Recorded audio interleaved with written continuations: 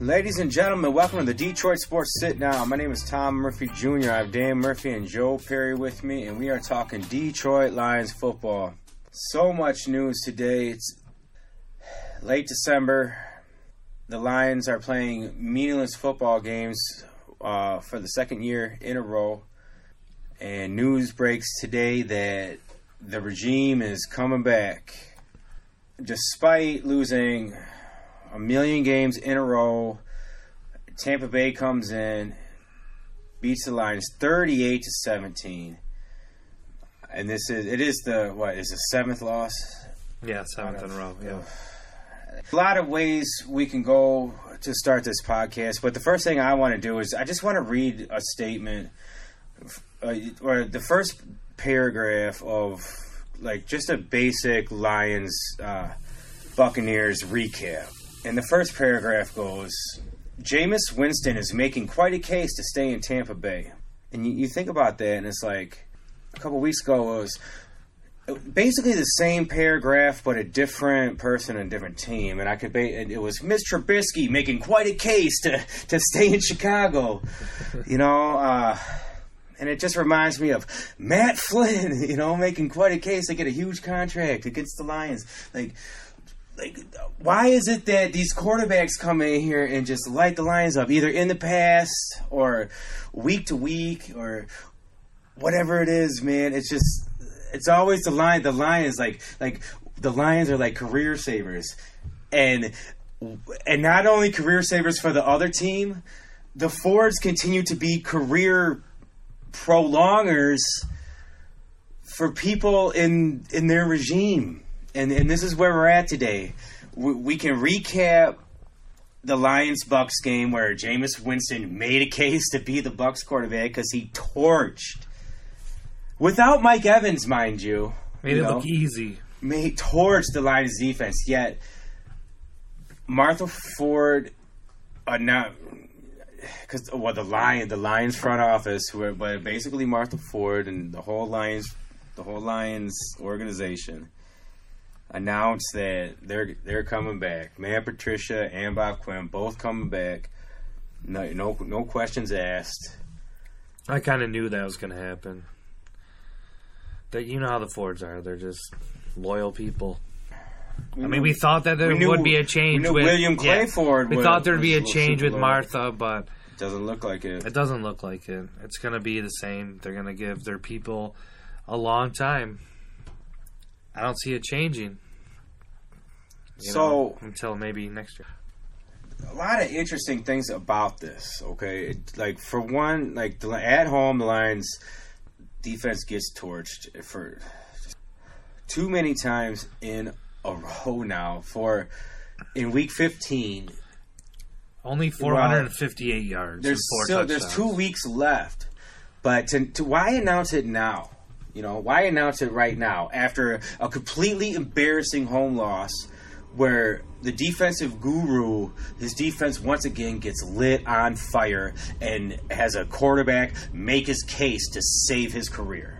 It's to stop the questions. That's why they finally came out and said that they're going to keep him for next year for sure. It's to stop those particular questions. Yes, because this opens up an entire new set of questions, which is an entire set of old questions that now we have to dust off and reopen. What is this cycle? Dan, I would like to welcome you to the Detroit Sports Sit Down. I am fired up. I'm fired up because I'm angry, Dan. I know you're calm, and but your wheels are spinning. But I know that your wheels really aren't spinning. You're probably not surprised, are you? I'm not surprised. I'm completely apathetic to this whole organization. I've seen it my whole life, and nothing's changed. We say it all the time. We could just play the same podcast over and over and over and over again because it's the same thing. We try not to. We try to shake things up a little bit, man. But it's new stories, but it's really the same story but different names. That's why I had to throw Matt Flynn in there. I know I kind of shook you, but it was why is he talking about Matt Flynn? But you like how I tied that in though? The old and the new, baby. All the same, because that's all it is, Dan. It's the same thing. It's the over same and thing. over and over and over again. And it's to the point now where I'm not even frustrated by it. It's just like, oh, okay, yeah, it's Lions. It's Lions I've known my whole life. It's Lions our fathers have known our whole lives. It's like, it's just what it is, and that's what they're always going to be. And I hate to be that guy that just says, well, it's never going to change until the Fords sell the team. But that's what I've turned into. Or your excuse is it's the Lions. It's that's but it's not just the Lions. It's the Lions under the Fords. Because this team was actually really, really good before the Fords owned them. I mean, what? Ford bought the team the day that JFK got assassinated. That's such an odd fact that I remember hearing back in November. I think November 2nd, 1962, I believe, is the day. I hope it's right. Something like that. Joe, can you check that? But yeah, that's a crazy thing. But I mean, how, like, yeah, like in 1957, you know, the 50s were pretty good back then. They won 3 titles. Yeah. Solid football team, man. Some things have changed in football since then. Well, they have the Super Bowl. But I guess since William played Ford,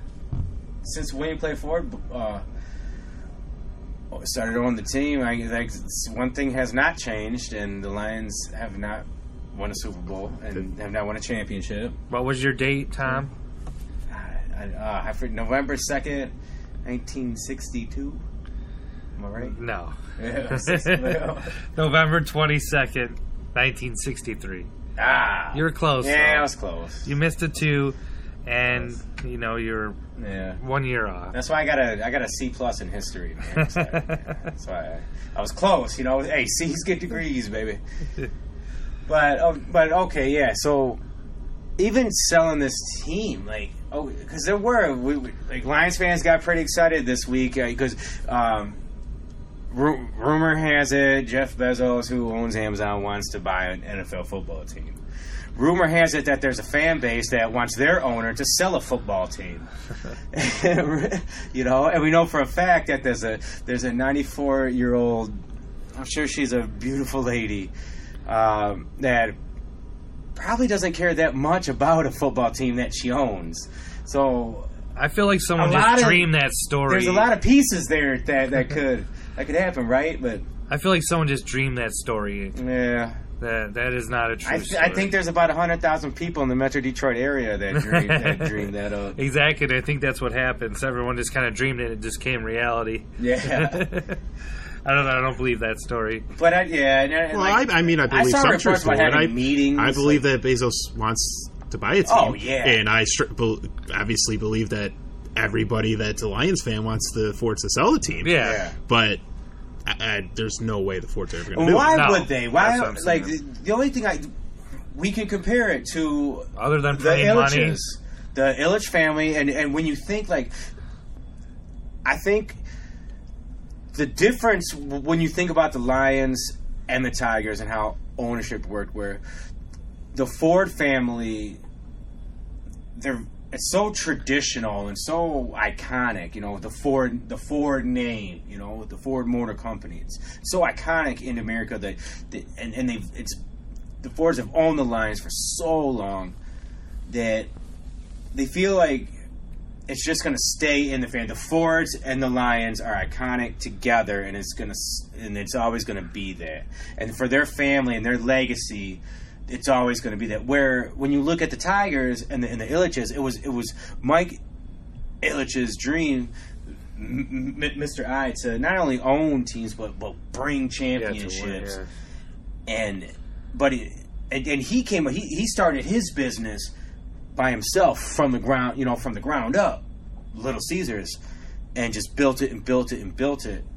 There's like a different type of passion there where it's almost like the Fords feel like owning the football team is just their right, and it's just part of what it is. It's an arm of the Ford Motor Company. Yeah, you know? I see what you're saying. It's like we sell trucks, we sell cars, and we own a football team. And success is based on money. Yeah. And financial. Which they are incredibly successful with. Yeah. If you look at the Lions as a financial entity, Yep. Is if you call it an arm of the Ford Motor Company or the Ford family and their enterprise, it's incredibly successful. The product in the field, wins and losses, no. But in terms of finances, if you're an owner, if you look at it in just terms of business, it's incredibly financially successful. And that's where I think the difference lies with the Wings and the Tigers right now, because I don't think the Ilitches, I think they know, like, it was like, hey, that was our dad's thing.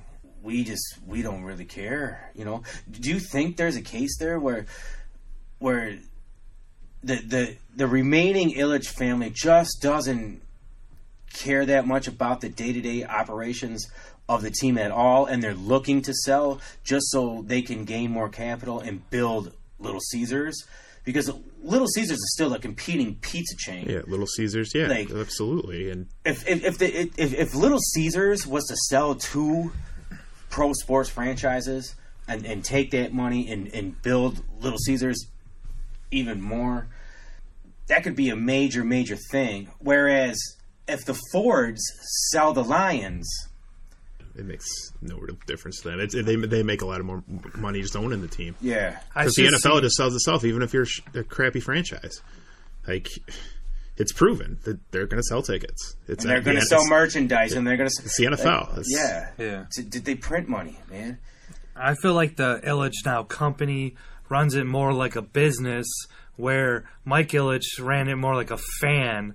You know, a business of a fan. Mike Ilitch was running a fantasy team. So, yeah, he was a big sports fan, so he really wanted to win. I think now whoever's running it all is more just of a business person, strictly business, and they are both teams that are rebuilding. So I think they're going to be more, like, I don't think the Tigers are going to spend that much anymore now. They're going to be more of a middle-of-a-road spending team, even if they come back from this rebuild. To me, that just...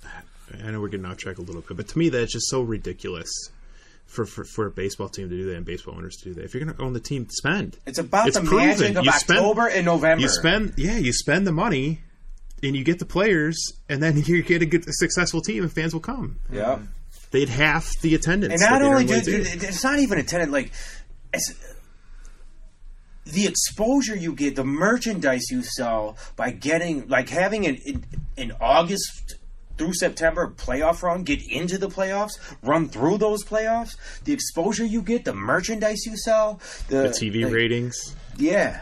But it's tough to do that, too. And think about easy. Like the commercials, because anybody who owns a team also owns other companies and stuff, you know?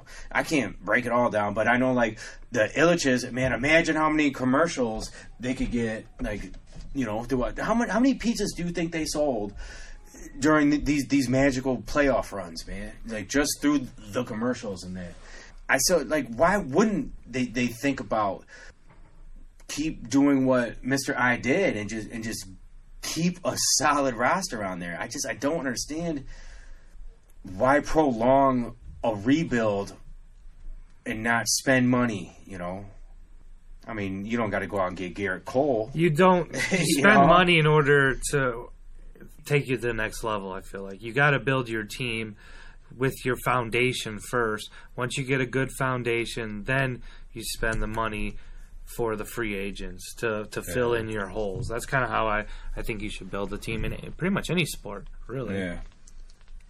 All right, so that's kind of the whole breakdown of this situation is that, so we're here in December when really good football games are going on, really good football teams are fighting for playoffs, and our Lions are bringing back the coach and the GM that have just lost 2 straight years. When the GM fired a Jim Caldwell, who at least got his team to the playoffs, at least got winning records. Not only that, at least the players respected him. Yeah. I don't think we're going to lose. It doesn't sound like it. We're going to lose Slay. We're going to lose Slay at the end of the year, too. You know he's not coming back. Yep. We lost Diggs, so that's 2 of our top defenders. Well, maybe not top, but 2 of our for sure Slay's our top defenders, but yeah, no doubt about it. And Diggs was good. And he's young. Yeah, he's younger than I thought he was. And he was having a tough year, but look what he's doing over in Seattle. Yeah. He's making big plays in big games, man. It's not good to scare off talent. And his season's not done yet, man. Seattle is going to be a scary team. And I would not be surprised. Well, I guess I'd be a little surprised if Quandre Diggs becomes the next ex-Lion to be a player on a Super Bowl team. And that's going to be frustrating, man. There's a chance. Seattle's damn good. But so is New Orleans, so there's a few teams, But Seattle looks like a contender, and Quandre Diggs is a starter on a contending football team right now, late in the season. And that whole mess, it's just one of the messes, Mm-hmm. We debated this: should they come back? Should they not? Blah blah blah. But so now that it's official that they're coming back, then I guess what I want to ask you is what is the reality? Other than this is just what the Fords do, and this is same old Lions. Can you give me good reasons why Patricia and Quinn are getting another season? Can we put a positive spin on the situation at all? And Joe, if you could follow up after Dan on this. If you are a believer in Patricia and Quinn, then you believe in the Patriot system that they're trying, the Patriots culture that they're trying to instill and trying to build. And part of that is getting rid of Diggs. There's rumors out there that Diggs was speaking up against the coaching and whatever in meetings and whatnot, and that's part of the reason why he got traded. Which I believe. I believe that's probably what happened, and that's not part of Patriots culture. If you stand up, you don't talk about, against the coaches. Now, when Bill Belichick says something, and you go against him, he's a freaking Hall of Fame coach with 6 rings. Patricia is a rookie head coach. He doesn't have that stature yet. But if you believe in what Patricia and Quinn are doing, and you believe that they are going to be successful, then this is how they're going to go about things, and this is how they were always going to go about things. They're going to instill this culture. And if they start bringing in the players that fit their culture, it's going to take time. And maybe they believe that 2 years isn't long enough. They're going to need 3, maybe 4, maybe 5 years to really get the culture that they want and the players that they want and a total team that they want to be successful in that system. And to buy in. And to all buy in, where everybody's buying in. And then when somebody stands up against it, the rest of the players say, no, you're wrong. You got to believe in the coaches. You got to believe in what they're doing. We're on the right track. But when the culture in the locker room right now is that most of the players don't believe they're on the right track, then that's where the problems lie. And it's tough when you continue to lose. And if you finish with a worse record than you did the first year, it's tough to build that culture when there isn't people that are going to believe in what you're doing, especially when you got guys from the Caldwell era when they were successful. Yeah, they didn't get over the hump. They didn't win a playoff game, but they were winning 9, 10, 11 games a season, and they were close. And these guys were supposed to come in expected to take them over the hump, and instead it's a complete and entire rebuild. So it's tough. If you believe in these guys, you're going to have to understand it's going to take time. If they're going to change the complete culture, they're going to have to recycle through some players. It's going to take time. Yeah, but 9-7 is not good enough, Dan. Yeah. That's my standpoint. I know. That's where I stand. I think that's why I think they should be. That's why I think they should be gone. That's why I said but they're not. That's Bob Quinn's standpoint. He said it himself. I know. I agree. I agree. All that screams they got to be gone. Yeah, no, I know. I mean, it screams. But the fact is, they're not. They're coming back for another year. So you have to look at it that okay, then they're going to establish this culture and they got to get their players in. Yeah. So Joe, okay, as a Lions fan, can you find ways to not just specifically like your opinion, but like from a Lions fan standpoint, why can't we get behind this decision to keep Bob Quinn and Matt Patricia and be positive about going forward into the draft and into next season? And as a fan, if you were a season ticket holder, should you jump at the chance to renew your tickets? Yeah, because you know why? It can't get any worse. The defense can't get any worse, can they? They're like one of the last in the NFL. So will they be better next year? Yes. That's the only way positive I can look at it. No, but also with snacks, Snacks didn't even show up this year, seemed like. I think he might be a free agent. And then even Daniels, like, they couldn't do any worse. I know, and you thought these guys coming in were going to be Bevel has been a good coordinator, so I think our offenses will still be a good offense. So I think that's positive on the offensive side of the ball. But like I said, defensively, my only positive is it can't get any worse. Yeah. I mean, we're going to obviously, I think, probably get a new coordinator. I would definitely think they're going to get a new coordinator. Yeah. I mean, they're going to have to. They're going to have somebody to blame. It is hard to have positives, Tom. I'm not going to lie. It really is, man. And it happened to me, man. I know I kind of I was really debating about why watching a Lions game and then getting swept in the moment and wanting them to win. It happened to me this Sunday where they started coming back and the game started getting close, and I was getting mad, and I wanted them to lose. It happened. I came over that hump this week, man, where I'm like, don't do this crap. Don't do this. Don't start coming back and blow this draft capital here, you know? Yeah. I thought about it for a second. I'm like, no, man, wait, this is really how I feel? And it was. That is how I felt, man.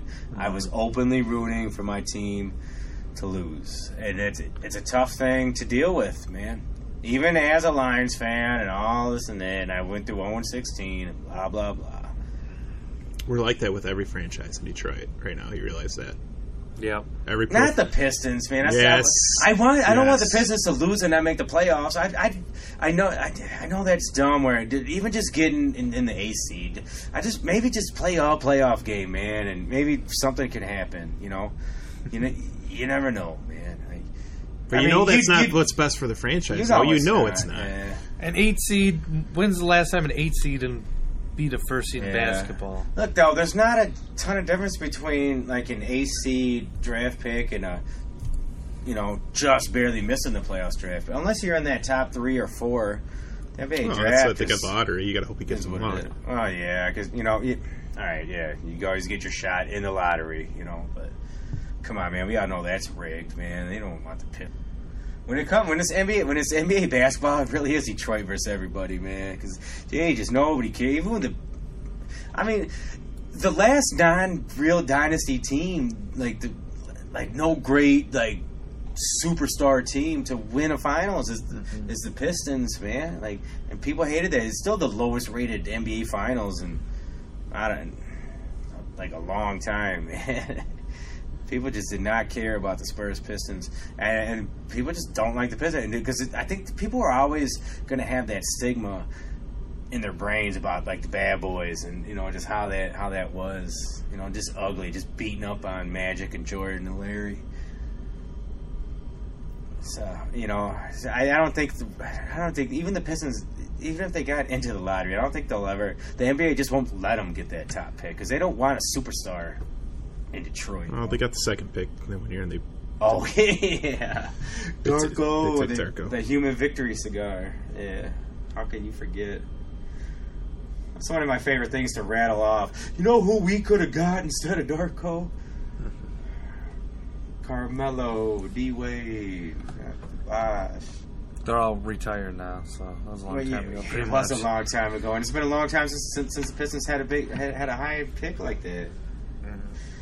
But we are. I mean, Dan, like you said, we're this is it. We're apathetic, and we're in the doldrums of, man. From being we were the sports city of America, and we really were 4 franchises and 2 college teams that were really, really good. We'll be back, Tom. We'll be back. When, man? We'll be alive still. I don't know, well, man. I mean, looking to next year, you talk about positives. What positives can you take from this? I mean, with the Lions, yeah. Stafford goes to the IR, right? So time to heal. Time to heal it. Is he going to come back and be what he was? He was playing great. He was playing great, but I mean, these injuries are going to start taking their toll. Is there did they say one play where this happened? It was the Raiders. It was the last drive against the Raiders. Was it? Okay. Yeah.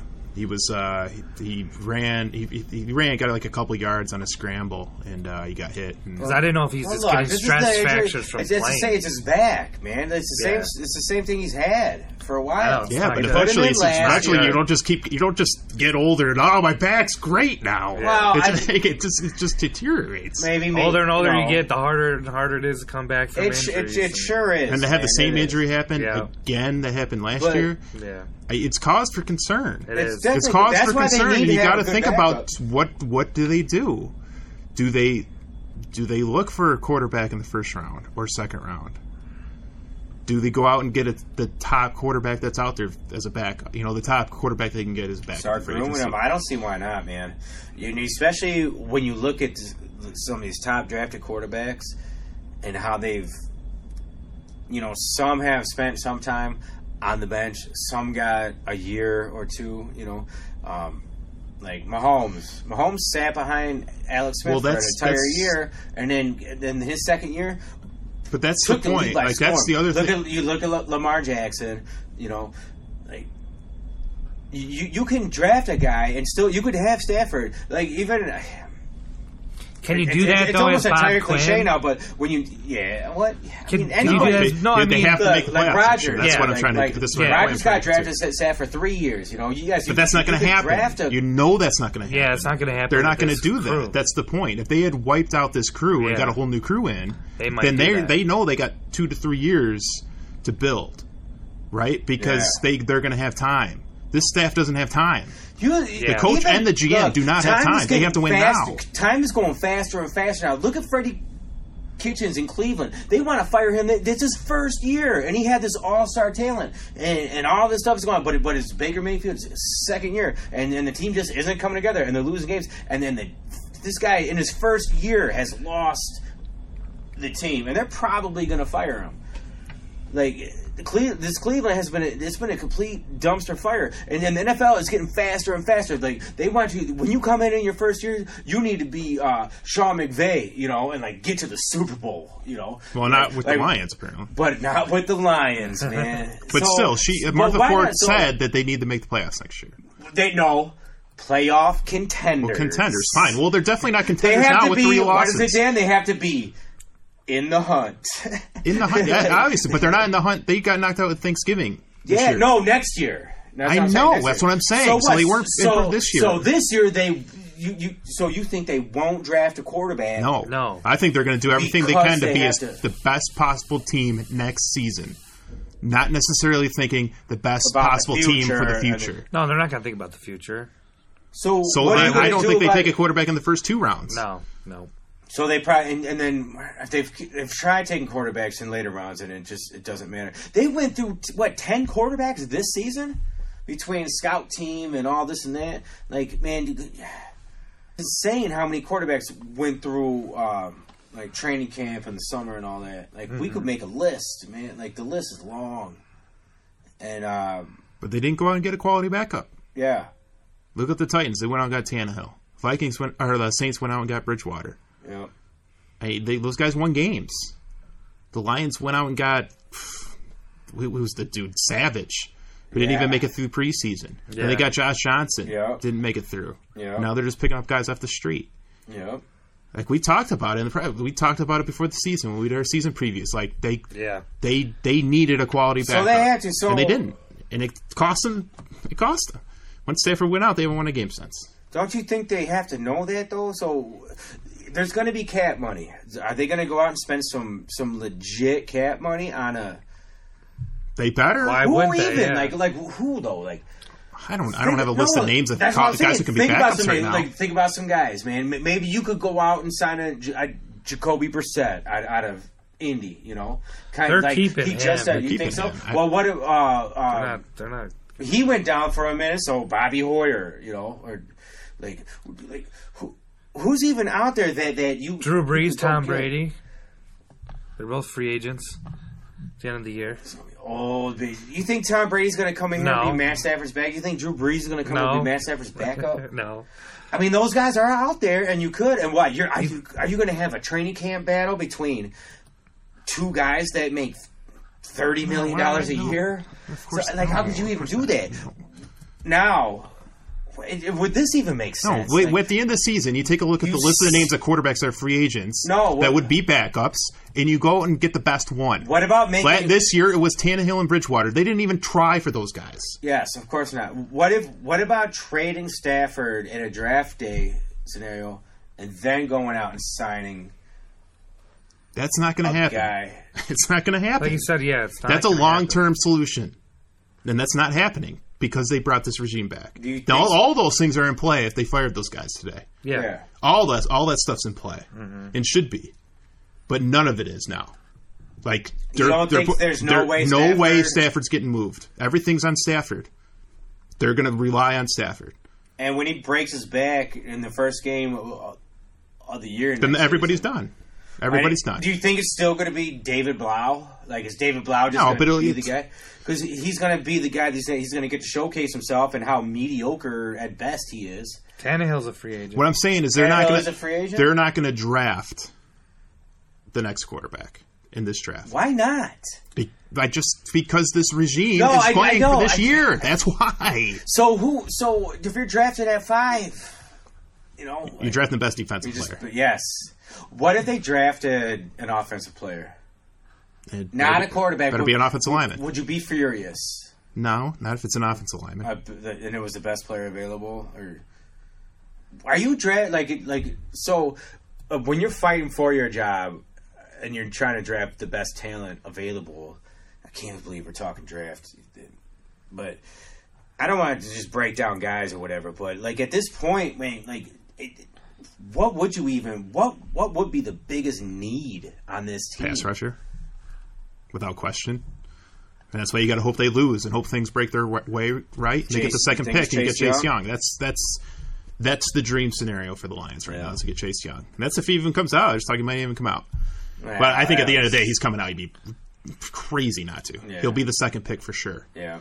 No doubt but that's the hope. That's the hope. He comes out, Lions fall to 2, and they get him. And that's the Lions' biggest need. They need a pass rusher. They could not. There's various reasons why they didn't get any pass pressure this year, but that's their biggest need for sure. So is a legit pass rusher. And how do you? Oh God, it's so frustrating because the way that this team plays defense, and it's like they have a philosophy not to rush the passer. Well, they want to rush the passer with the front 4. Yeah, and that's what they want. And you got to have a guy who can consistently rush the passer. Trey Flowers was supposed to be that guy. He wasn't. To me, he was a bust. He was supposed to be the number 1 free agent out there, and he has not performed at that level at all. Especially for how much money made some plays here and there, but for the money. Well, how much? Well, look at this. When you think about it, man, how much is scheme? Okay, so put it in comparison: Kyle Van Noy to the Patriots and Trey Flowers to the Lions, and think about the difference. How one player went from a second-round pick who was barely any good to like a good player on a Super Bowl defense versus a good player on a Super Bowl defense who gets paid big money and comes to the Lions and at best, man. Like, I think that's part of that's players around that's you just too. What it is, man. Like it's scheme and system and program and just being a Patriot versus being a Lion. I think a lot, and I think that worries me a lot too with Patricia and Quinn, where they were Patriots, so things looked really good, and now they're Lions, and things look really bad. And it's almost like it doesn't even matter, It doesn't even matter what they do or what they say, or like the clown show is just gonna continue. It's just this is Lions football, and this is the same old feeling, man. The SOL, same old feeling. Can we just play this whole series of shows next year? No, hopefully not, man. I mean, hopefully these guys do turn around somehow, and the culture turns. And because you see the way the locker room reacted. Like last year when they beat the Patriots, it's like they won the damn Super Bowl, but the locker room felt like it too. It's like everybody was feeling everybody at that moment, Like that was a great win, and then it all went to hell, obviously. And then this year, man, there were some good moments, a few. Yeah, we almost beat the Chiefs. Remember that? Yeah, well, I mean, winning obviously can change the narrative. Winning quickly. will. That's just how it goes. But to me, it's just going to be tough, man. If you got the worst defense in the league, it's hard to get. Like I said, it can't get any worse, guys. Only positive. I guess the next only year. positive, if you want to look at positives, is when Stafford was healthy, their offense was rolling pretty good. I mean, it really was. They still had no run game. Well, and their offense was still rolling. There were some bright spots in the run game. Like, it wasn't that they didn't have a run game completely. I mean, they really did. Bo Scarborough showed some signs, and he came off the practice squad. Carry on when he's in there, and he can be healthy. Now we're going through that, of course. He was injury prone coming into the league, and now she's showing that. And we all know the deal with running backs as it is. These guys they get chewed up and spit out. But it was nice to see at least a little spark in the whole offense, and I think Bevell I think him and Stafford really kind of clicked, man. As far as moving this offense, and even though Bevell's like a run first guy, he knew that like Stafford's an elite passer, and if he has the time and he has the weapons, he can run an offense like Drew Brees or Aaron Rodgers or Tom Brady or whatever, and he can pick you apart. And he could throw that deep ball. And he threw a lot more deep balls this year. Yeah, and they were connecting, man. Galladay. I mean, that's where the positive. I mean, if Stafford comes back healthy, right, and can stay healthy, you got two stud receivers in Jones and Galladay. If Hawkinson can make a huge step up. There's a lot of rumors about Jones, at least, They're 2021. There's both of them. They're both free agents in 2021, so they're both on the team next year for sure. So, and then you have Hawkinson, if he can make a big jump up, which is usually the jump for tight ends. It's the first year to the second year. And you hope he's back, he's healthy, and he makes that jump from the first year to second year, and you got him over the middle. I mean, and Kerry Johnson comes back. And he's healthy. You say that about every. If they come back and he's healthy, it's a lot of ifs. But that offense can be a top 10 offense. Yeah. If the defense can just improve to like 20th in the league, and maybe be a positive in the turnover battle. Yeah. Then you're talking about a team that's contending for the playoffs. Like that's the difference. Mm-hmm. Like the offense can come back. I think we're all confident in the offense can come back if Stafford's back healthy. With Bevell calling the plays. Like, we saw what that was, and it was good. Yeah. And if that comes back, then they have a chance to be successful next year. They do. Like it can change that quickly. The defense has to make a pretty substantial improvement, though. Yeah. Now, listen, I want to ask you guys, if it does, all right, things are going to get ugly. People are mad as hell today. They're going to be mad as hell next week. Lions go to Denver. They're already 7-point underdogs against a less than mediocre team in Denver. You know? So, in a game that means absolutely nothing except for draft status, if this team does play decent, and show any type of thing, these are preseason games now, and then going forward into next season, and there's momentum. As a Lions fan, at what point do you shake off this year and shake off the fact that these guys have lost 2 years in a row, but we're coming back? Will you just get excited again next season, or are things right now so bad for Lions fans that the excitement just isn't going to be there? Because I firmly believe that come April, when the draft, especially if we're drafted in the top 2 or 3, there's going to be major excitement around this team, and things are going to cycle back around. So are we just perpetually just in this cycle where we're happy and sad and happy and sad? Or are you guys just, do you think a lot of these lines, like I know Dan, like you're kind of apathetic, and Joe, you're kind of wait and see, and I'm just like, all right, well, we've been doing this for so long, and we've been going around and around in the same circle, and it's like people are on different spots of the merry-go-round, and I think that's different what it levels, is, man. Yeah, like, are you gonna watch this game Sunday?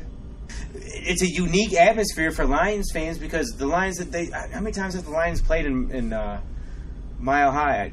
I don't even, do they even call it Mile High anymore? But like, how many times have the Lions played at Denver? And like playing at Denver, that's kind of an iconic, it's an iconic just atmosphere, especially in like it's going to be December. It's probably going to be snowing. It'll be a fun football game to watch, but it's not going to mean nothing.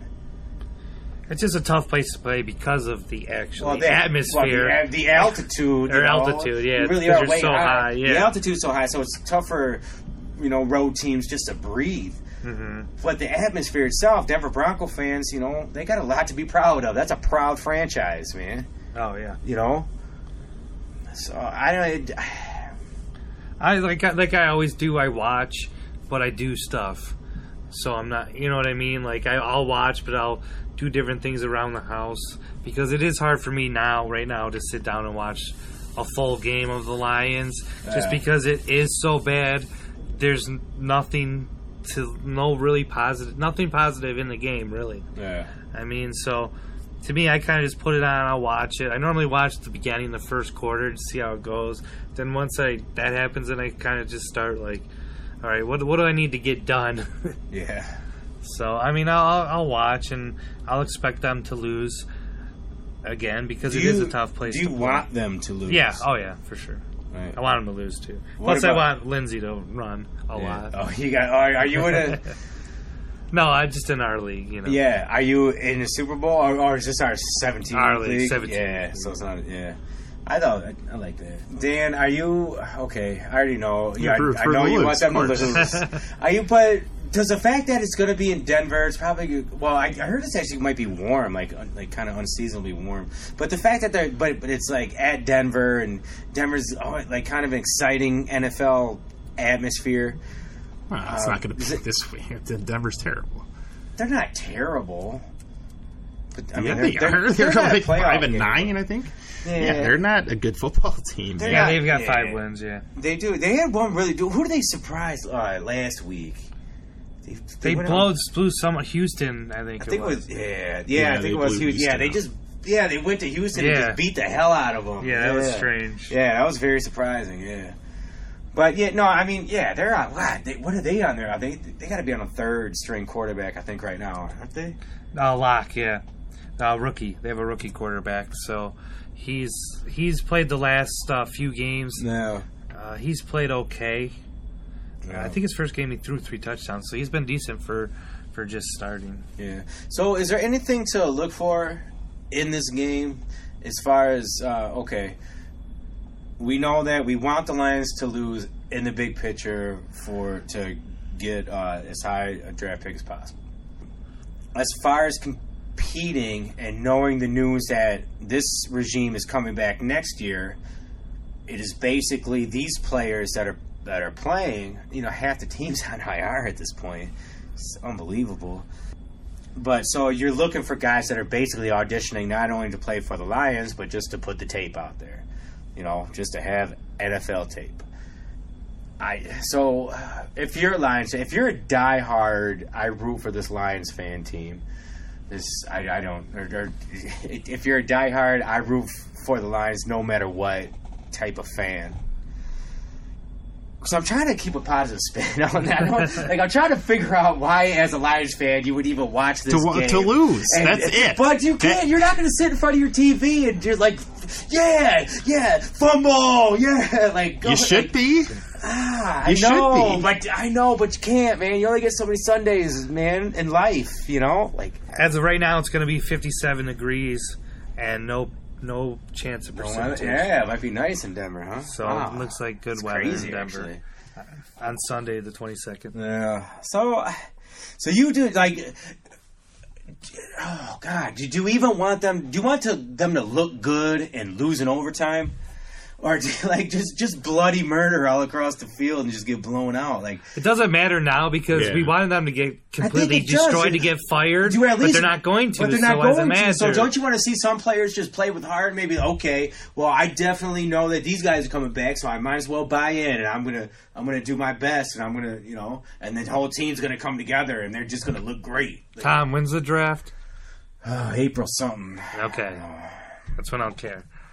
I know. So that's when I'll care again. This is what I'm battling because I don't want to be that fan that's that just the positive. wants to lose. I want to be an intelligent fan, knowing that losing is the best thing for this team right now, for the franchise, and for my own sanity next year. Hopefully we're better and things are better, and we can actually talk about things on this podcast. Okay, so how about this? The last game when they sit Rodgers, they'll bring in their backup quarterback and destroy us. Would that be positive for us?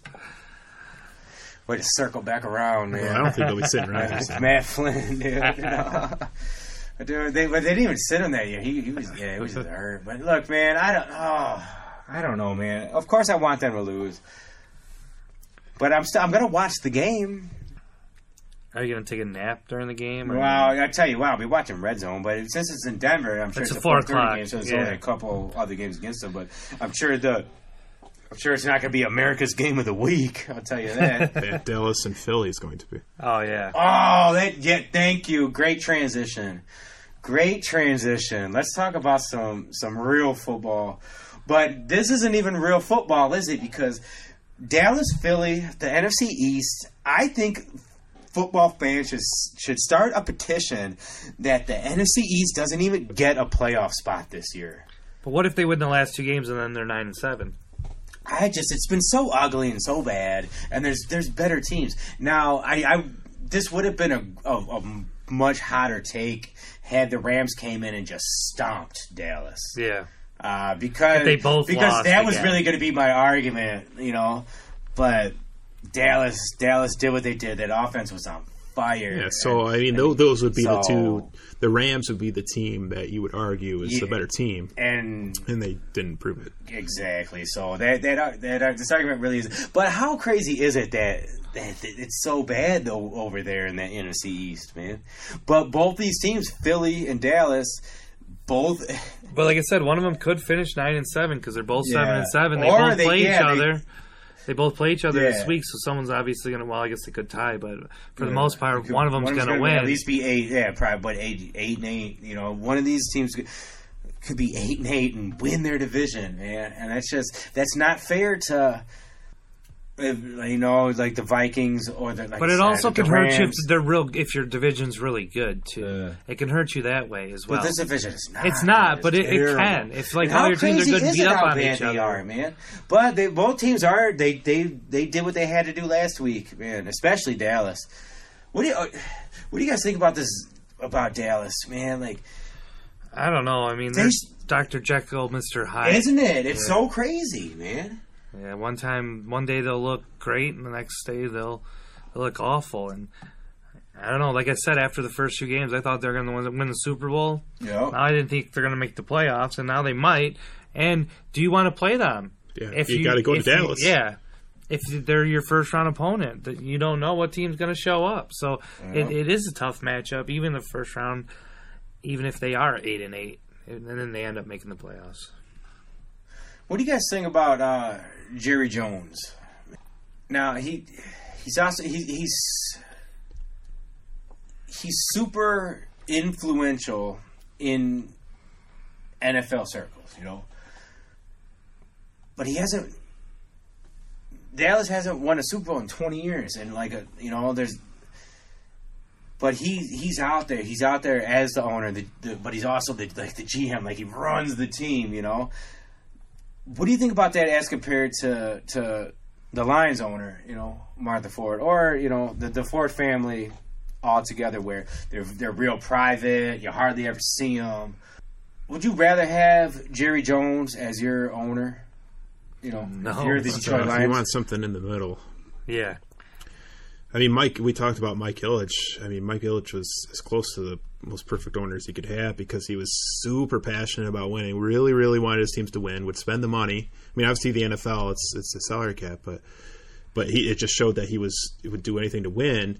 But he didn't really so much get involved in the day-to-day decisions, and he wasn't the general manager. He hired people to manage. Once in a while, he would step in, but for the most part, he let his guys do their jobs. He trusted them. And he trusted them. He hired them. He trusted them to do the jobs, and for the most part, he would stay out of it. And it was, for the most part, successful with what he did.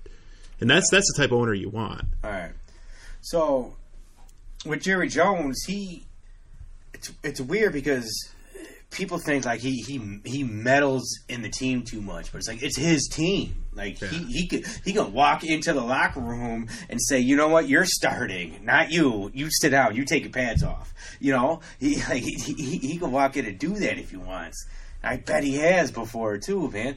But and then you got Martha, where she's just like every 6 months, you get a quote from her. Where Jerry Jones, man, he does a weekly show, man. He gets on the radio and he tells you about his team, man. That stuff was fun. Did you guys hear about this stuff? Like he went viral this week. He's like, I don't got time to jack around with you today. I started laughing, man. But he does it. He goes on the radio in Dallas once a week, and he talks about this football team, man. But if you had to pick between the two, I'd definitely take Jerry Jones. Absolutely. Just because he cares more? Because he cares. But what is it proven, though? The only thing is his coach. What is his style? Like a puppet because he kind of does whatever he does. I don't know. I mean, like you said, you do want someone in the middle but you want somebody else. I think you want somebody else other than the owner making the important decisions, like a GM, because. Yeah, the owner, like you said, he can walk in there and tell them, hey, you're not playing. So he might take it stuff more to heart, and he seems to do that. If someone was to say something to him, he probably would bench somebody, and you don't want an owner to be able to do that. I think. I don't think you want. I think you want your head coach to be able to say, stand up to him, and I don't think have the cow. Let's just go post post Troy Aikman and Emmitt Smith era, right? Yeah. Have the Cowboys won divisions? Yeah. Have they won playoff games? Yeah. Well, not much. Tons. No. Have they won playoff games? Yes. Then yes, I would take Jerry Jones over the Fords. I guess that's a good point. Yeah. And that's taking away all the Super Bowls and all the success they had. 30 years ago, which was still owned by Jerry Jones. Let me ask you this though: if the Lions didn't get screwed against Dallas in the playoffs that year, and the Lions went on to do something special, would that change the whole narrative? Well, they didn't. They did, but I'm just saying, because one play could have changed everything. One little play could have changed all that. And if in the new era, it would have been more than one play. Detroit beat Dallas. It would have just won one game.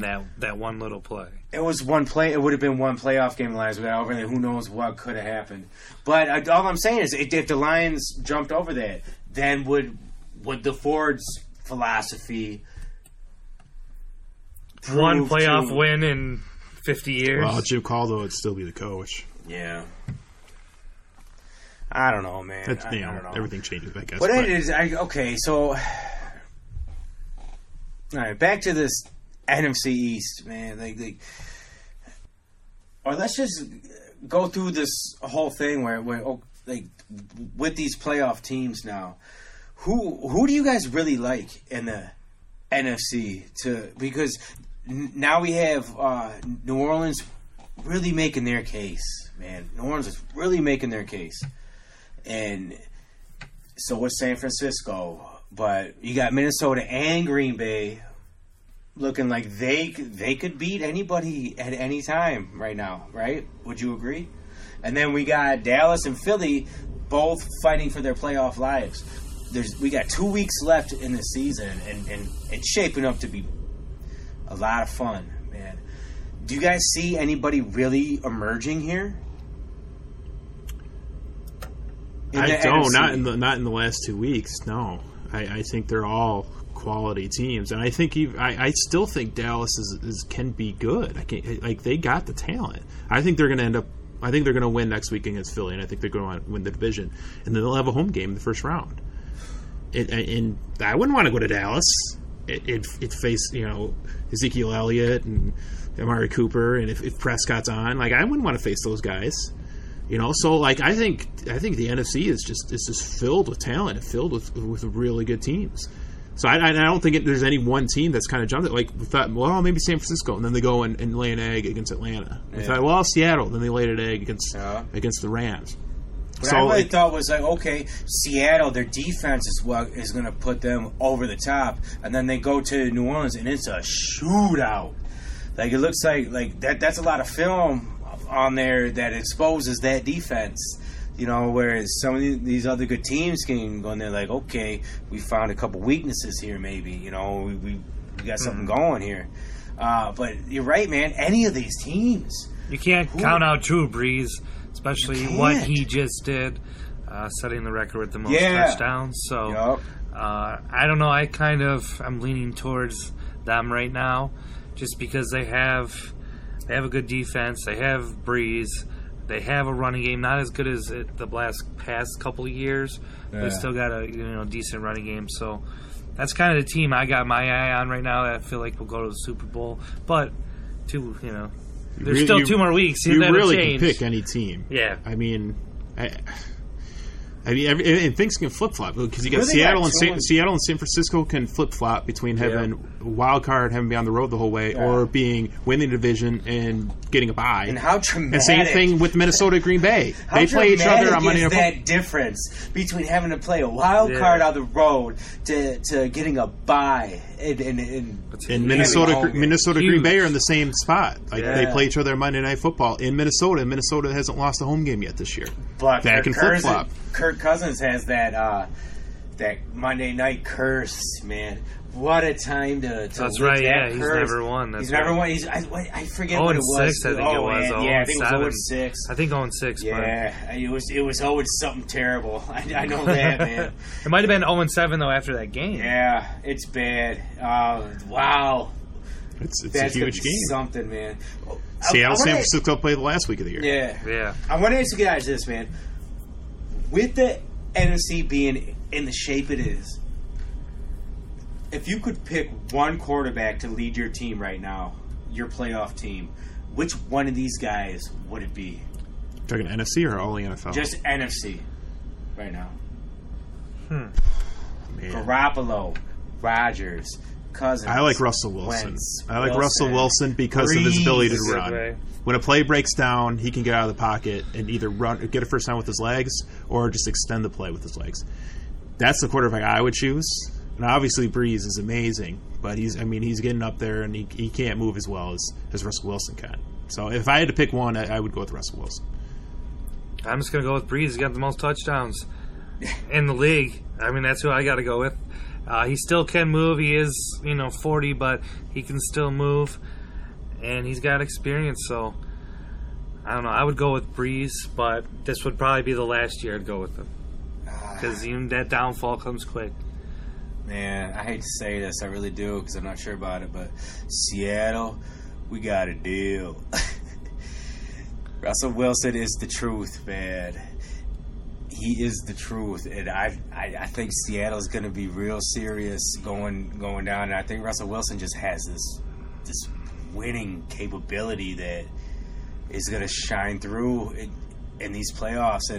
And a lot of Seattle's their run the last few years, a lot of people would say it was all about the defense, the Legion of Boom, but a lot of it was Wilson, man, and he's just shown it game after game. He's got his flaws, all these different quarterbacks do, but I think it's Russell Wilson, man. I think he's the one I'd want to have, and I think Seattle's there's something there this year with these guys, man.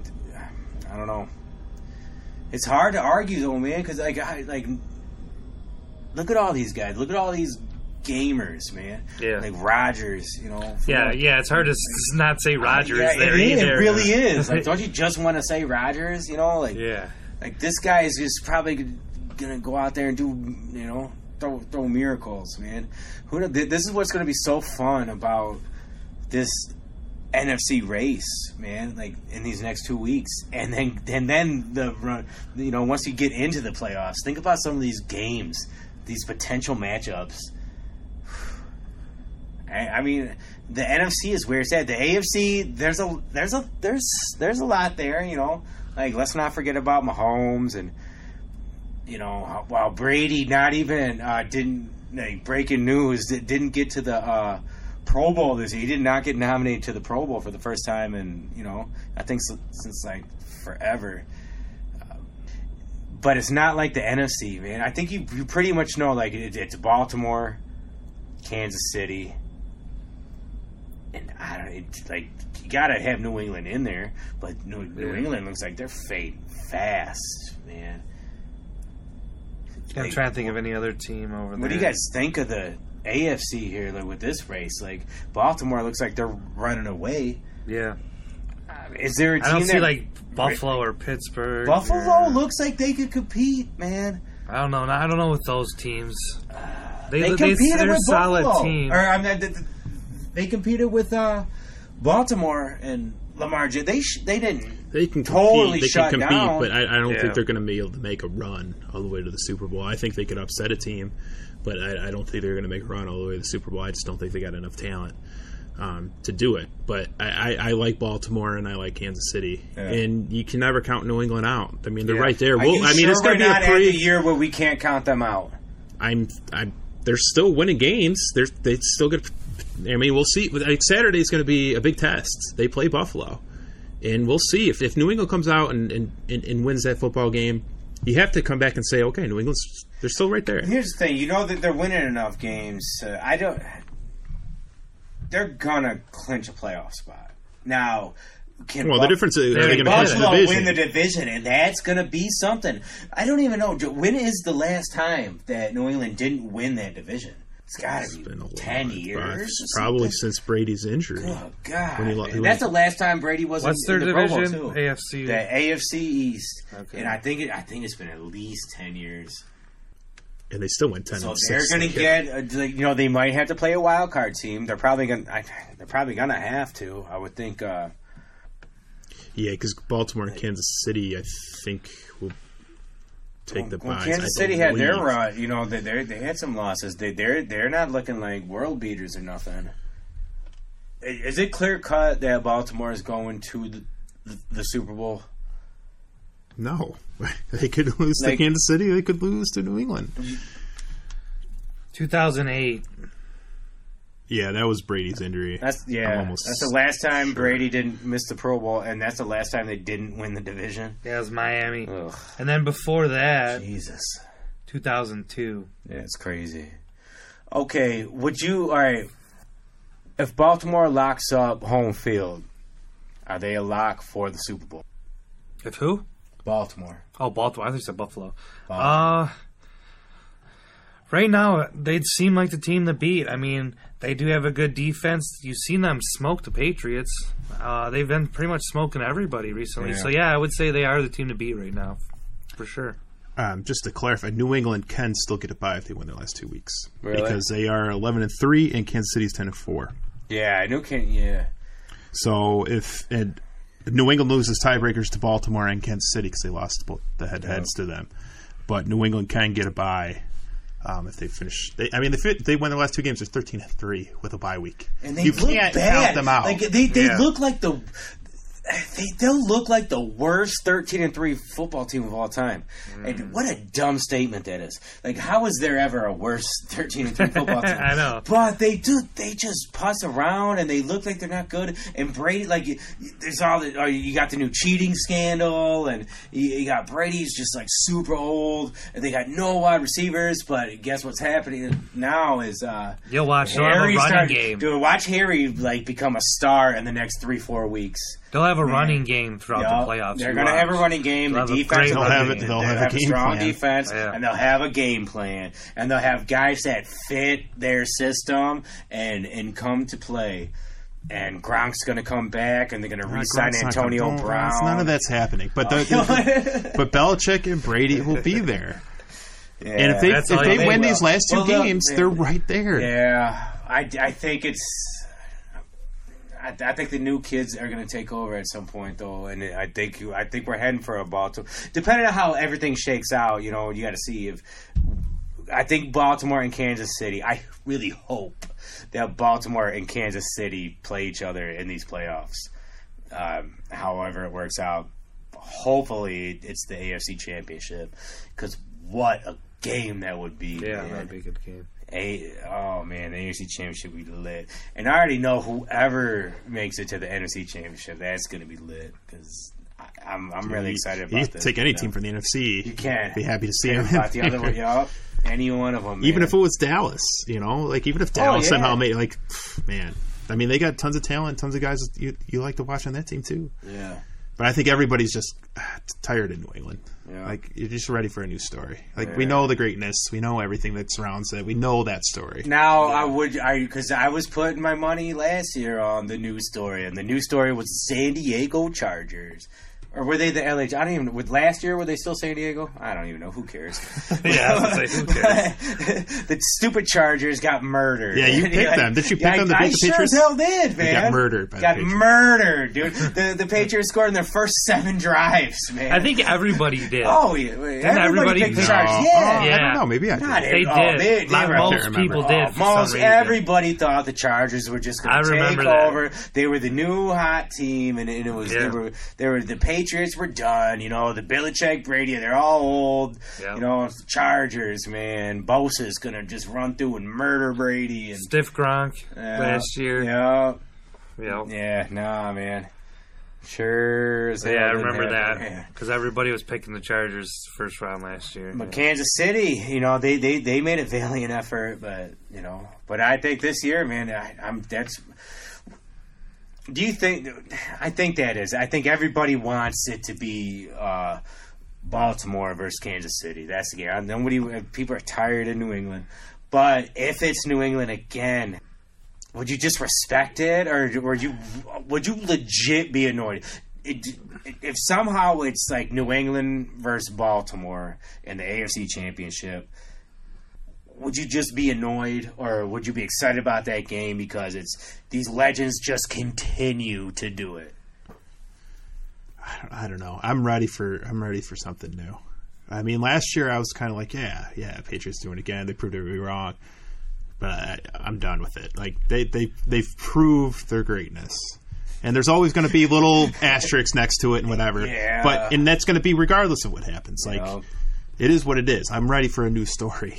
I'm ready for new stars. Yeah. And the new stars are Lamar Jackson and Patrick Mahomes. Those are the guys I want to see. I don't want to see Pittsburgh make some crazy run with all these backups. I don't want to see that. Buffalo, it would be kind of cool to see Buffalo make a run, but they're not a very exciting team to watch. I would like to see the YouTube videos of Buffalo fans. Oh, God. in the playoffs, man. I would definitely look forward to that. Those people are nuts, man. Yeah, I'd be happy for their fan base, but I don't want to watch them. They're just not a fun team to watch. Oh, man. What if you got to watch Buffalo lose another Super Bowl? That story would be wild, right? If they got to the Super Bowl and lost again. I would definitely pick up the lose if they did somehow make it against whoever team comes out of the NFC. But I think at the end of the day, I think we're looking at Baltimore, Kansas City. Now, New England, you can't count New England out by any stretch of the imagination. They don't look good, man. They don't look good, but if they get into the playoffs and get a bye, I mean, come on. You can't count 2 them weeks out. to game plan against I mean, come on. Yeah. I want to talk about Drew Brees. I know we talked about what quarterback you would want playing right now, but I want to talk a bit about Drew Brees and his actual legacy. Just through the record, most touchdowns ever. How significant is that record, and where is Drew Brees in like the pantheon, like the history of NFL quarterbacks, where do we put Drew Brees? Are we witnessing a greatness that we don't really understand because it's being overshadowed by Tom Brady's greatness? If Tom Brady didn't win so many Super Bowls, would Drew Brees be a lot more celebrated because of his stats and his one iconic Super Bowl? When it comes down to it for NFL players, it all comes down to Super Bowls. So I do think if he had another Super Bowl or two, people would look at him a little higher regard. But I do feel like he is one of the top 5 NFL maybe top 7 NFL quarterbacks, because he does have a lot. Yeah, because he does have a lot of records. And he does have the most touchdowns. He's got the most yards. Most touchdowns and most yards. That's saying a lot for a quarterback. Yeah. So yeah, he's got to be up there, top 5 for sure. And how about the day? Like, he just does things that are special. Like the night he sets the record for the touchdowns, he also goes 39 of 40 and sets the record for the most accurate NFL game ever. Yeah, yep. And the Super, he didn't just win a Super Bowl. I'm not saying he did it himself, but like when New Orleans won that Super Bowl, it was after like Hurricane Katrina and like that's right, yeah. Brought New Orleans like together again after like it wasn't just a Super Bowl. It was an incredible Super Bowl given the gravity of the situation. Well, that's what Drew Brees is a legend in New Orleans for sure. Yeah, that's his legacy. Is that he came in there and they took a chance on him and he took a chance on them. Yeah. And he didn't just put the whole franchise on his shoulder, he put a whole city on his shoulders, and he's carried them through that tragedy, through the franchise being terrible forever, and he's brought them all up, and the whole city rallies around this team and rallies around him. Class the whole time. And done it with class the whole time. Like, and so much charity work that he's done. Like, it's incredible. And he's absolutely, like, first ballot Hall of Famer, obviously. But I think he's in that top 5. I would put him in that top 5. Like, he's definitely got the stats to prove it. But I do think you made a great point that he gets it's overshadowed by what Tom Brady did. Yeah, I didn't look at it that way, but that does make a lot of sense. That he is overshadowed by Brady in all his Super Bowls. How much would a second Super Bowl this year increase his legacy? Big time, I think. Winning a second one is huge. I think it would, because Peyton, also has 2. So I think it would be big for him to win a Super Bowl this year. Would winning a second Super Bowl make him third? Like, okay, assuming that it doesn't matter. There's always an argument. You got Brady, you got Montana, and everybody. That's really the only argument right now, right? Correct. I mean, that's the argument, but it depends on what you grade. So you're grading on talent, or you're grading on accomplishments? Yeah, are you grading on team accomplishments? Elway's back-to-back Super Bowls after losing 3. What? Because Elway went to 5, right? Didn't he? He lost 3, I think, and then finally won 2 or something like that. And you got Elway up there, and then Peyton, he won his 2, but he had to go to 2 different teams. Now, Brees did start. The thing about Brees' legacy that is very interesting, I guess, is that he got pushed. He was doing good in San Diego, but he basically got pushed out for Phillip Rivers. And like you said, man, like, he took a chance. He could have gone to Miami. He had the shoulder injury. Yeah, and Miami. He went through the physical with Miami, and they didn't like what they saw, and they decided not to sign him. Yep. Which was Nick Saban at the time. So imagine what would have happened if he had signed and Nick Saban, could have been riding with Brees all this time and never went to Alabama. Everything it changes everything. The whole football world would be different. I don't know how much winning another Super Bowl. It just. I don't think he needs a second Super Bowl. It reminds me of, like to cross-reference, it reminds me of Tom Izzo. How there's so much emphasis on the fact that so many people say that Tom Izzo needs a second championship to really solidify his career. But Tom Izzo has an iconic championship in 2000. But it would bookend it. It would bookend the career. Just like if Tom Izzo won one now, it would bookend it, because that was kind of more the start of his career where he built up built up that program and won the championship, and then they've just been at this steady top 10 program but haven't quite won a championship. If he wins another one, it just bookends it, right? And it cements the legacy. Ray Lewis won a championship earlier in his career, was this great linebacker, this great leader for the Ravens for so long, and then he won one in his last year. Yeah. It bookended his career. It cemented his legacy. It'd be the same thing for Brees. He won one in, 2008, I think it was, which was early on with the Saints. 2008, yeah. And then he's been great, but they keep, having these dramatic losses, just can't quite get back. And then if he can win another one right at the end of his career, boom, cements his legacy. Because when you look back at these great players, especially the ones that have won Super Bowls, you kind of, the first thing that pops in your mind is those Super Bowl moments and them kind of holding the trophy and them winning the Super Bowl. And so if he can get another one, it just really just hammers it home. Like, it cements it. Like, he's still going to be a great player, still going to be looked at as great, but it's just another memory that stands out to everybody's mind if he can get it. How much greater do you think Dan Marino would be considered in the history of the NFL if he won a Super Bowl? It'd be totally different, because the first thing you would think about Dan Marino if he had won a Super Bowl would be that Super Bowl win, and then you would go down the list. But instead, the first thing you think about him was, oh yeah, he didn't win one, but he has all these stats, and that's the difference.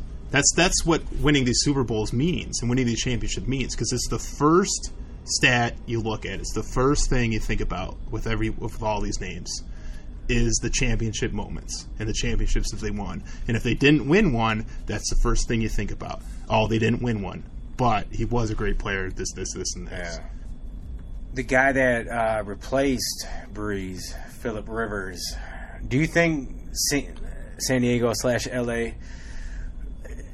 really regrets not just sticking with Brees, or could it be like that change of scenery, which just worked for New Orleans, and they still made the right move, keep with Rivers, because Rivers he's a great quarterback, he's a great guy, he's a great leader, but he's never won a big one, and it looks like he probably never will.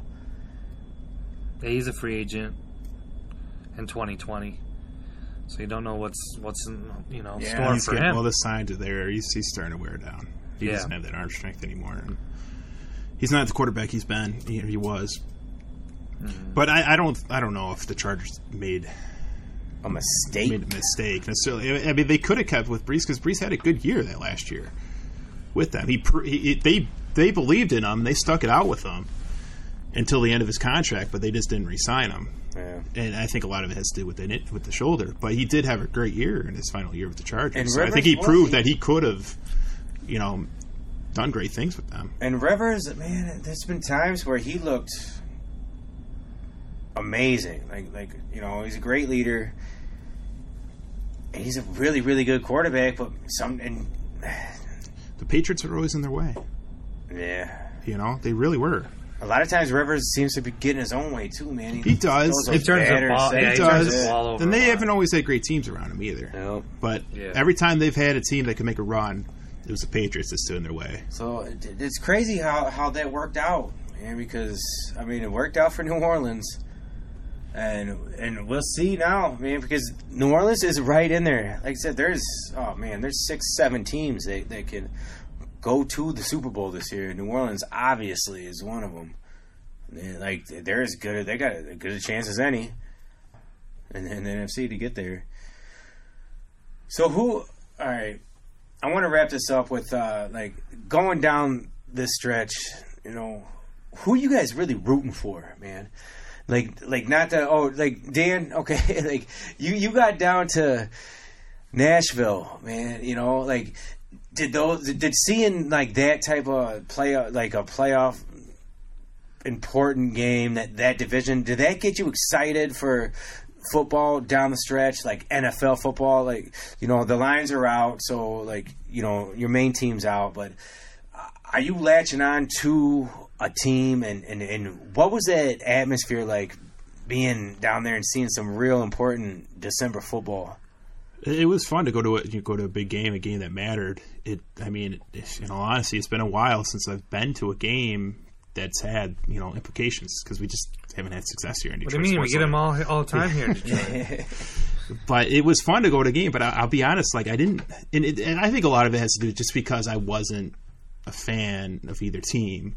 But it just didn't feel like there was a ton of passion, like I'm used to seeing. Like if that type of game was happening in Detroit, like you could just feel it. You could feel that energy in the city. You could feel it. And I went to the Predators game the night before, and I actually talked to some Nashville Predators fans. I'm like, they're like, I wish you guys had come when the Predators were a little bit better, because this arena is incredible. The energy is incredible. It's one of the best in the league. And I said, well, yeah, your Predators are down, but isn't that energy going to transfer to the Titans now?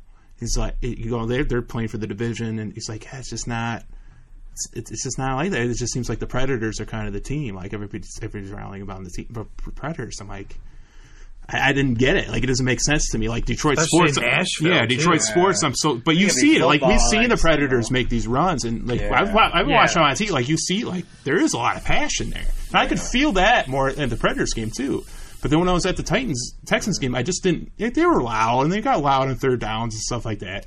But I just didn't feel the energy in that stadium like I expected. And then after the game, after they lost this close game, and this hugely important game, right? And I didn't hear it. Like you walking out, it's not the classiest thing ever. But when you walk out of Ford Field after really dramatic loss, a crushing loss. It's a lot of cussing and swearing. It's anger. It's frustration. It's everything. It's like just because you emotion. It's emotion. It's emotion. And I didn't. Maybe it was just the people around. I don't know. But I just didn't feel that walking out of that stadium, and I don't know what it was. Maybe they just didn't have those expectations this season, and they benched their franchise quarterback in Mariota and went with Tannehill, and this has just been unexpected. And they're just kind of happy to be there, that they've had this opportunity, but the expectations weren't there, especially because the Texans have kind of won this division, have kind of owned this division. So the expectations maybe weren't there. So maybe it was just more kind of a disappointment, but not a frustration. Yeah. And maybe that's what it was. What about this, man? You brought up something pre-show that you saw people wearing Oilers stuff, man. And, like, what do you think about the fact that Nashville is maybe just not a football town, and it is also SEC country, and Tennessee's just having an off year. Maybe a lot of years. A lot of years. Yeah, maybe they're just kind of down on football, and hockey is definitely like a niche down there. It's like kind of. It was different for them because, and then they were winning, So it's weird. It's weird to me to think that hockey could be more popular than pro football down there. But I wonder if maybe there's just an overall thing because it is SEC country and Tennessee football is down. Tennessee is maybe the team. They just don't love. Maybe they're just not as passionate about football as a whole down there. Maybe, I don't know. It's hard for me to believe that you went down to a game against a playoff game, basically. Essentially a playoff game in an outdoor stadium in December, and it wasn't just raucous, man. I thought you were going to come back and say, "Oh my God, it was insane!" Like. Yeah, it's just I didn't feel it. Maybe it's just me. Like I said, or anything like there that? was tailgates and stuff like that. Yeah, there was different spots to tailgate in that. It was also cold, like that. I mean, and it's an outdoor game and it's cold. Maybe that has something to do with it. I don't know, but it just didn't. I didn't feel it. Stadium was sold out, right? It was sold out. Yeah, it was sold out. There was quite a few Texans fans too. But really? But get back to what you were saying though. Like that's probably the most interesting thing that I had coming out of that game. So I saw people wearing Oiler jerseys, and I thought to myself, and I was looking at my wife Laura, and I'm like, I wonder who they root for, because the Houston Oilers, obviously, were in Houston, franchise for a while. They have a lot of history. Yeah. Earl Campbell, Warren Moon, they had some great teams, right? They move to Tennessee. They become the Tennessee Titans. But their franchise is still the Houston Oilers. That's what their, the base is. So if you were a fan of the Houston Oilers, right, and they move to Tennessee, do you continue to follow them and root for them as the Tennessee Titans? But then you get another franchise in the Houston Texans. But the franchise you've rooted your whole life for is in Tennessee. Are you a Texans fan? But you still have all that passion for the Oilers they used to have. They were your team.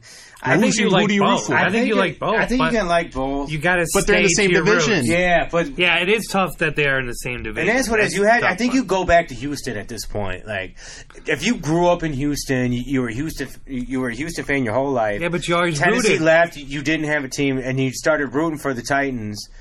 I think once Houston got a team back. I think, me personally, I think what I would do is I would go back. I would start with the new team. I'm the opposite. I think I would probably stick with the old team. Really? Yeah. Because what about that's going to home games? I'd still go. I'd still root for that, but it is hard to. What, you would just root for both teams now? Probably, especially in the same division. Like the same division. How do you do that? They're playing each other for the division division title. Yeah. How do you root for both? Yeah. That is a tough deal. I mean, man. I kind of root for Michigan and Michigan State, so I think you'd have that team that you'd like a little bit there's more. One team that you root for. So then you would kind of like want them to win if they play head to head, but you're always going to root for that Houston to win. But when they're playing, Tennessee, you want Tennessee to win. I see what you're saying, but that's a different deal, man. That's kind of how I am. Because Michigan and Michigan State have both always been here your whole life. Yeah, one didn't leave you. True. But they didn't have a choice in that. It's not like they had a choice that they left. I think I would have. I think they did. The franchise did. The franchise got up and left. The fans didn't. They abandoned you. The fans didn't. And now you have your team, and your team is good. Houston is good. But my thinking is too, like, it's one of two things. If you continued to be a fan of that team when they moved to Tennessee, you rooted for those players. So if you just give up on them, like, screw them, they abandoned me, I'm done with them. Yeah. Then that's obvious. Yeah. But if you continue to follow them and you continue to be a diehard fan of them, year after year, you get attached to the players. And it's all those players. You're constantly going to have players come and go. That's what. But year to year, around, you're still going to have those players year to year to year. You start to build, what I mean? Like a fandom of the players, and it goes kind on of and how on. I feel. But I think once the news broke that the new team was coming, it's like, all right, you know what? Move ship. Right, you guys are, because but you just give up on those. I'm sure there's going to be still players on the Titans that you like. It would just be like trading a player, like. That's a lot of players. The whole team. Yeah, not really. The NFL, man, not for long. How many? After 2, 3 years, 4 years, 5 years now, how many players are still on that old roster? Not on an old roster, but you're still and now you're starting to build a fandom with this new team and these new players. So now you're looking at 53 players that you're starting to. Grow liking to, and then 75% of them come back the next year with Houston. 53 or 106. So now you start liking both. Yeah, well, I think you start to venture up, especially if you live in Houston. You're not going to Tennessee 8 times a year. Yeah, but you're still watching. I just think it'd be tough, man. It'd be tough. It'd be tough. It would be easy for me if it was the Lions, because I can give up on them. Really, would you really? You leave. I'm done. I am done with you. I am washing my hands now. But I think a better example would be like Baltimore and Cleveland. No. Well, you can go with that, but I'm talking about locally. Like if the Tigers left, because I love the Tigers. I love the Tigers. There's so much history there. If they for some reason left, and then 5 years down the line a new team came in. I don't know, man. It'd be tough, man. I've rooted for the Tigers my whole life. I got so attached to them over that 10-year span. Like, what? Would you be rooting for the, Boise, Idaho Tigers over the Detroit Snakes? Whatever. Like, if that's the new team that comes in, you'd go to Lansing. Root for the Lugnuts. Yeah, we do love the Lugnuts here at the Detroit Sports. Man. It'd be tough. I guess maybe that's not because the Tigers are so bad right now too. But how much loyalty can you keep for a team that leaves you? If for the absence of of having a team in your city, yes, you can root for that team that's gone because those are at least your guys now, and then while you don't have to, but once a new team comes in, why not jump right on board, man? This is my team now. These guys are gone. They're gone. What if I flip the script on you, and I say you leave the city. Say you move for work, right? Yeah. And you go, I don't know, New York. Oh, no, man. Are you going to stop for the Lions? Start rooting for why? Because that's where you live now. That's your culture. That's your environment. That's your community. This fandom for me, man, it's a life thing, man. I was born into it. So that's why I think you would stay with the team. I tried it, man. That's why I think you would stay with the team. No, I feel like you would. I wouldn't. I wouldn't. If I was. Oh, God. Wait, I guess the example is good, though, because if I was a Cleveland fan, like, if it was the Lions, oh, my God, what a great example. Okay, if it was the Lions that moved to Baltimore. Instead of the Browns. And Baltimore is Baltimore. The great defense, Ray Lewis, 2 Super Bowls, possibly about to win a 3rd here. But the Lions came back to Detroit. Oh my God, man! How hard would it be to just stop being a Ravens fan and just be a Lions fan? And if the Lions fan was the Lions of the last 4 or 5 years, because the Lions have been decent, like the Caldwell era, even the Schwartz era gave us some. Wayne Fonz? You can't go back that far. All right. Because I'm saying, because to put yourself in the shoes of a Cleveland fan would be very difficult. Very difficult.